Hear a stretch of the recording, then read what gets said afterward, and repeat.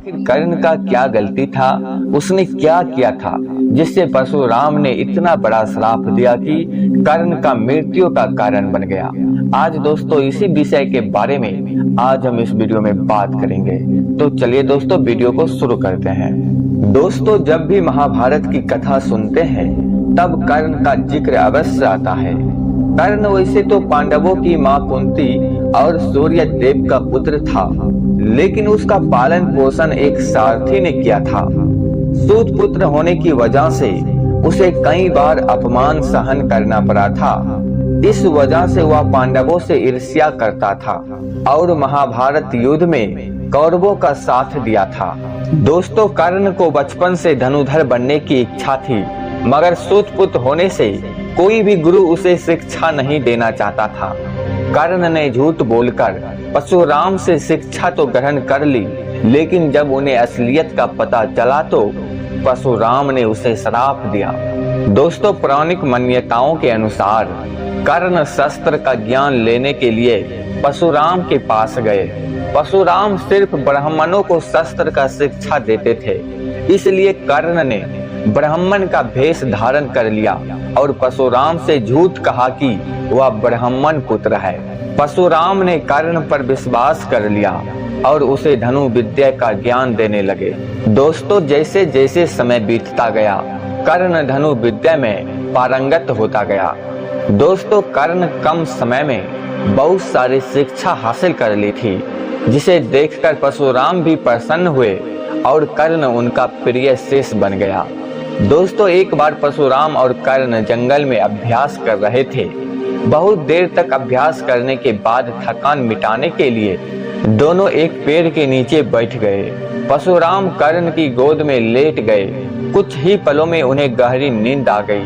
तभी एक कीड़ा कर्ण के पैरों पर चढ़ गया और काटने लगा। कर्ण अपने गुरु की निंद्रा को नहीं तोड़ना चाहता था, इसलिए कर्ण ने सारा कष्ट सहता गया और कीड़ा धीरे धीरे कर्ण के जांघों पर और छेद करते गया।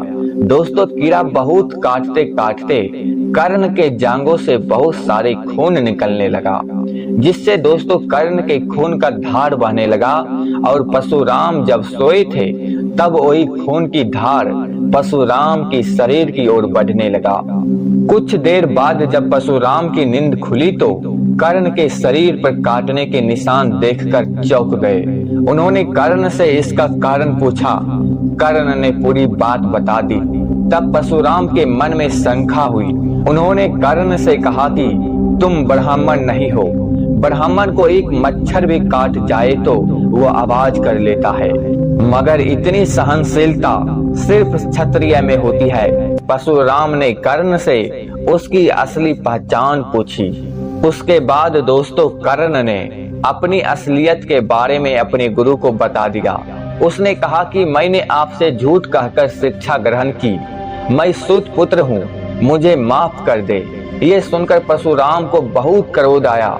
उन्होंने कहा कि तुमने मुझसे झूठ बोलकर शिक्षा ग्रहण की है, इसका तुम्हें दंड भुगतना होगा। परशुराम ने कर्ण को श्राप दिया कि उसने जो भी शिक्षा सीखा है, जब भी उसे उसकी सबसे ज्यादा जरूरत होगी तब वह उसका इस्तेमाल नहीं कर पाएगा। जरूरत के वक्त तुम मेरे दिए गए सिखाए गए मंत्र भूल जाओगे और वही तुम्हारे काल का कारण बनेगा।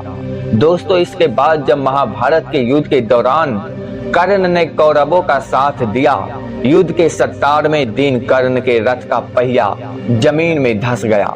तभी उस समय अर्जुन ने दिव्य शस्त्र निकाला और कर्ण पर वार किया। कर्ण उस समय निहत्था हो गया था।